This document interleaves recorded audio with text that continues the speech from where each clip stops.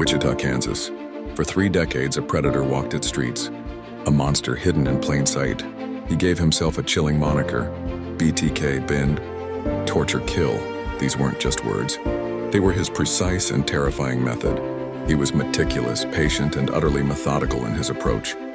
He would stalk his victims, studying their routines, finding the opportune moment to strike. He would often enter their homes under a guise, either by surprise or deception, quickly taking control of the situation. Once inside, the victims would be bound, their hands and feet tied with rope or tape.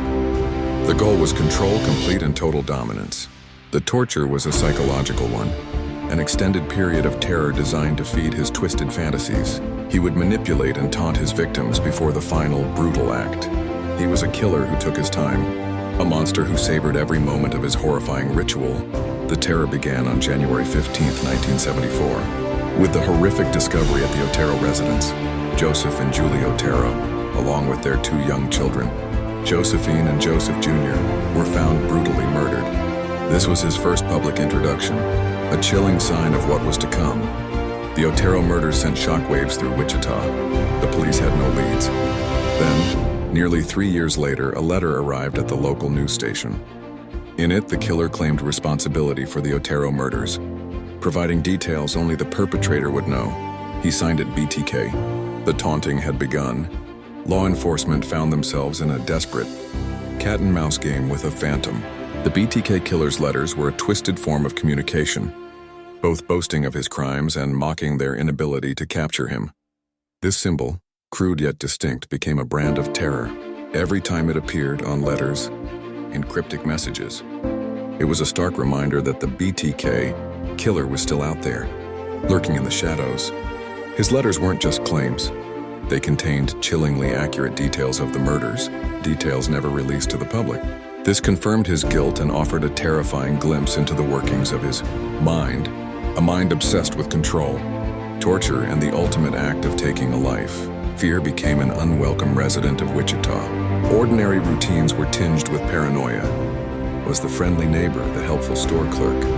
Or the quiet man at church the one responsible for these horrific acts? The uncertainty eroded trust and created an atmosphere of pervasive anxiety. Decades passed. The BTK killer seemingly vanished. The letters stopped. The active investigation faded. For many in Wichita, there was a fragile hope that this dark chapter had finally closed, that the monster was gone or had died. But the scars of his reign of terror remained. Then in 2004, the silence shattered. A new letter arrived, not on paper this time, but on a floppy disk sent to a local television station.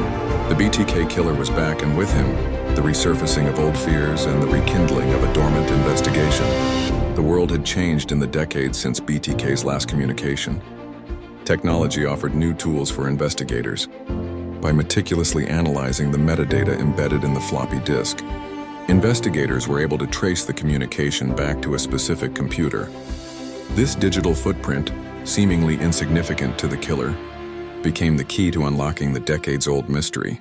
This time, the killer, perhaps overconfident or craving attention, made a critical error in his digital correspondence. The man behind the BTK mask was Dennis Rader, a man who, on the surface, was unremarkable. A husband, a father, a church elder, and a longtime employee of the city. He was the neighbor next door, the face in the crowd, the very embodiment of how evil can hide in plain sight. His arrest in February 2005 sent a seismic wave of disbelief and horror through Wichita. The boogeyman they had feared for so long had a name, a face, and a disturbingly normal life. His trial exposed the horrifying details of Rader's carefully planned and brutally executed crimes. His testimony revealed a deeply disturbed individual who meticulously documented his acts and harbored chilling fantasies. The carefully constructed facade of normalcy crumbled, revealing the monstrous reality beneath. Dennis Rader, the BTK killer, was convicted and sentenced to multiple life terms.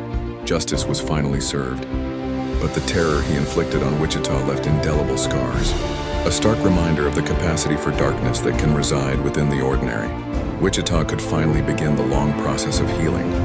But the story of the BTK killer serves as a chilling and cautionary tale, a testament to the enduring power of evil and the vigilance required to recognize the darkness that can hide in plain sight in the heart of America.